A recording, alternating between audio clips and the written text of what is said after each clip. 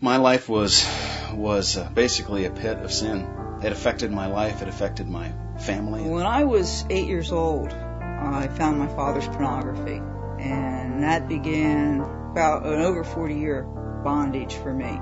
The alcohol was really our God.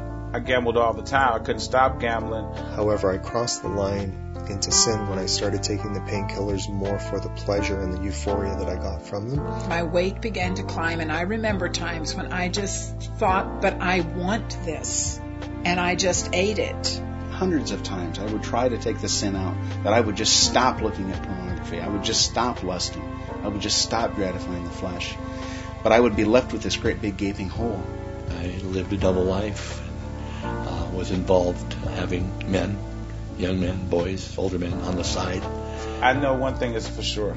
A person will not stop gambling or drinking or drugging or any vice until they really hit the bottom, until they really are desperate to want to get help. I hit rock bottom on May 16th, 2004. And at that time, I just broke down. God finally got me where He needed me to be. I just cried out to God. I said, "Hey, this has got to stop. It's got to stop tonight. You've got to help me. You've got to do something because I can't. And when I opened my eyes, sitting right there beside the computer was a full-page ad for Setting Captives Free. And so I was really getting desperate when somebody mentioned Setting Captives Free. Just think by the grace of God that I found this website. And really, when I went to Setting Captives Free and I clicked on that first lesson, I knew. I didn't know why, but I knew something miraculous was going to happen. No one is in such bad shape that God cannot radically change them. The power of sin can only be broken as guilt is removed. We began to see where we were really sinners, where we really needed to change in our lives. And God did that. He saved my soul, and He saved Tila's soul. No one was as shocked as I was when the weight just began to drop off. Having that cloud removed that was between me and him always over that food issue has really enriched my walk with the Lord. It's only in Jesus that we have freedom, because only Jesus deals with the guilt. There is hope.